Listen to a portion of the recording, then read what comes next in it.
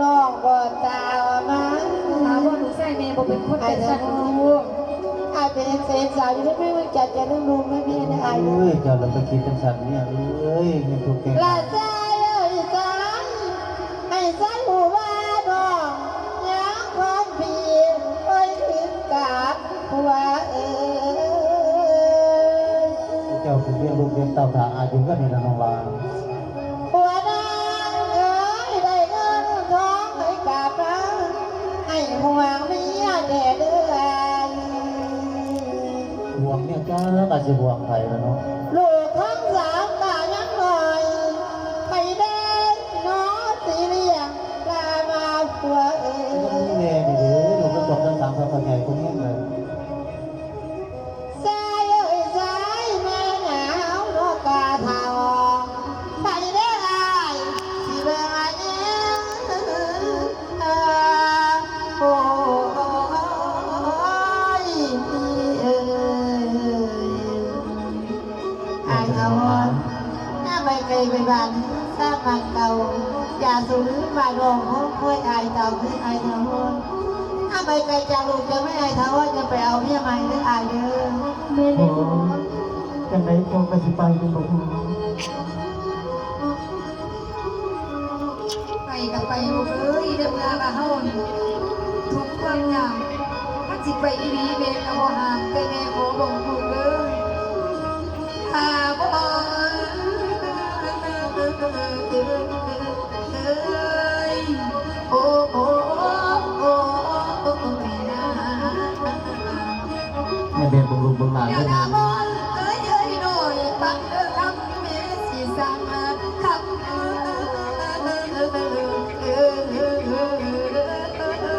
โดยแม่สามารถ นะลูกแม่เอ้ยลูกสิใจได้ไปหาไอ้ทำโอ้ยทั้งกำดอกไฟเลี้ยงทั้งเอ้ยนะลูกแม่เอ้ยนายงามเมื่อใจไปแล้วทำแค่เอ้ยให้เจ้าห่วงทั้งเงินเด้อก็เป็นอย่างดอกนี่เนี่ยทั้งสู้กับ ลู ห่ว ก ง แม่เอ้ยยักเก็บมันได้แล้วยักเก็บมันได้แล้วตาตะแก้วให้ตามาทุกคำเดินแล้วแม่สิคงอยู่ทางไหนระบางเทหาลูกแม่เอ้ยให้เจ้ากลับขึ้นมาสู่กันหลังหน่อยแต่ลูกสามคนแม่นี่น้องสิได้คอยพุทธาข้าวไปหาเอ้ยเนี่ยให้เกิดเกี่ยวนะถามว่าเลย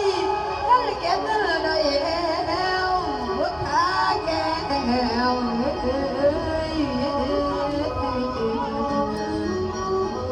ไอ้ตามาเอ้ยโอ้ยเด้อหน่อยอย่าอยู่นานไปเด้อข้าเอ้ยโอ้ยหน่อยโอ้ยหน่อยนะท่านไปเร็วคุณใจคุณใจข้ามฝากมาแล้วลูกเอ้ยอย่าอยู่โดน โดยแม่วัดแก่ลูกแม่วัดลาที่ว่าจะไหนวัดลาที่ว่ายังกระพอจะเบาหนึ่ง สา ฟ้าม พ่อเจ้านะลูกเด้อ ในนี้จังไหนพอก็สิไปเนี่ย เวลาทั้งสองคนนี้ลูกไปได้มากทั้งสองเลยสร้างพ่อถ้าเจ้าสิเอาอีหยังลูกหลานพ่อเขาสิว่าไง พ่อแม่นี้พ่อสิไปผู้เดียวหรือว่าไปกับพ่อลูกเงา ไปกับวันเงาตอนแล้วพวกเจ้ายังไม่ดอนพวกเจ้าอยู่น้ำแม่น้ำยาด้วยลูกหลานเด้อ โดยพ่อขั้นใบพ่อได้ขึ้นเด็กขึ้นแล้วให้พ่อเฝ้ากลับมาแล้วซื้อเครื่องเงินไม่เหลือแล้วไม่ได้พ่อเพราะว่ายิ่งก็โดนอยู่กับสิเด็กเขาเพี้ยน สาว เลย สองคนจะได้สุดนักเที่ยนพอซื้อ สร้างโลดก็ไปพอดีกับแม่ เว้า